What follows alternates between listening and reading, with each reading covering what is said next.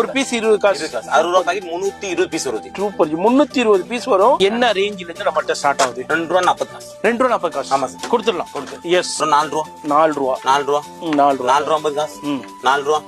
இது மாதிரி நைட்ல உங்களுக்கு க்ளோ ஆகும். இது மாதிரி இந்த பெண்ணும் விலை எவ்வளவு ஜி? 7 ரூபாய் சார். 7 ரூபா. ஒரு பீஸ் 7 ரூபா, 10 ரூபா விற்கிறாங்க. சரி, எழுதிடுறோம். சரி, சூப்பர் ஜி. பேக் சைடுல இருக்குமா?